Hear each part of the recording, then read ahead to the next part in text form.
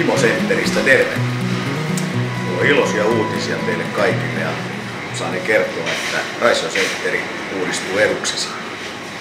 Kiinteistön omistaja tulee tekemään kiinteistössä mittavan investoinnin, eli meillä uusitaan niin ilmastoinnit, niin sähköistykset kuin valaistuksetkin ja monta muuta asiaa, jotka vaikuttaa varsinkin meidän, jotka täällä töitä tehdään, niin jokapäiväiseen elämään, mutta myös teidän arvoista asiakkaat, teidän viihtymiseen. Ja sitten tämä meidän osuus tästä remontista niin on tämä kalustaminen. Ja ilokseni voin kertoa, että olemme edelläkävijöitä kylmätekniikassa. Meille tulee Norpe on suomalainen yritys Porvoosta, Suomessa tehtyjä kalusteita ja ihan uusinta uutta tekniikkaa, E-Ventus kylmätekniikkaa tai kylmätiskit. Nämä säästää noin 50% energiakustannuksessa, mitä meidän kylmälaitteet vievät. Eikä siinä vielä kaikki.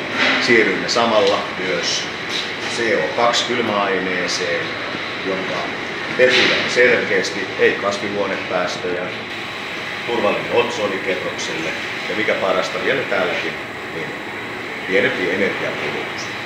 Eli tuleva kylmätekniikka, mitä meille ruvetaan tässä viikolla 7 asentamaan, niin on alansa huippua, parasta mitä Suomesta saa.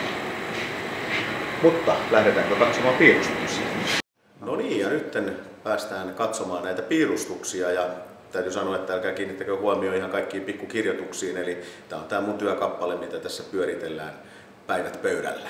Eli sisään tullaan edelleenkin vanhoista tutuista paikoista, joko pääsisäänkäynnistä Alkon-ovelta tai tältä sivusta. Portit ovat samassa paikassa, kassat pysyvät samassa paikassa. Ensimmäinen ja oikeastaan ainut muutos täällä kassa-alueella on veikkauspiste siirtyy tähän, missä kärryt on ollut nytten, eli myyntipalvelut tulee tapahtumaan siinä. Pöydät pysyvät siellä, missä nyttenkin, että ainut, että saadaan vähän lisää tilaa niille ja pelit ja kärryt tulee näin.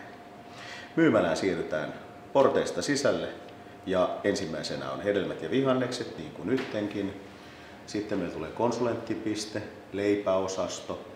Kylmätiskissä löytyy hedelmät, juustot ja leikkeleet tulee nyt juustojen jälkeen hiukan eri paikkaan. Meillä on leipäpakasteet, lihapakasteet ja kalapakasteet ja sitten on lihat ja kalat pakattuna ja ruokamakkarat siirtyy myös tänne ruokaosastolle. Ja palvelutiski pysyy samassa paikassa kuin ennenkin. Palvelutiskillä tulemme lisäämään vähän lisää toimintaa, eli meille tulee kalasavustamo, eli tulevaisuudessa tulee sitten Raisio Centerin ihan omia savukalatuotteita. Merkittävin muutos koko myymälän pohjassa ehkä on maitokaappi. Niin kuin kaikki, ketä on käynyt, niin tietää, että se on ollut aika pieni ja jakaantunut monteen eri kohtaan. Se tulee nyt yksimittaisena tähän näin, jossa on valmisruuat ja sitten on rasvat vielä selkeästi hyvällä paikalla. Sitten on pääkäytävää pitkin, tullaan kassoille päin. Tälle puolelle jää kaikki ruuat. Eli tämä on kaikki suuhun laitettavaa. Siellä on säilykkeet, mehuvälit, siellä on kahvivälit, keksit ja korput ja niin poispäin. On sipsiä ja karkit. Juomaosasto pysyy samalla paikallaan. Tällä puolella tulee sitten paperit, kodin tarvikkeet, pesupuhdistusaineet ja kaikki nämä, mitä tarvitaan ehkä vähän harvemmin. Ja lemmikkieläinruuat saa todella mahtavan tilan täältä seinältä ja saadaan syvät hyllyt, eli saadaan parannettua niidenkin saatavuutta. Ja kun tullaan kassoille, niin kassojen nelissä nämä siniset, niin nämä on pakastealtaat.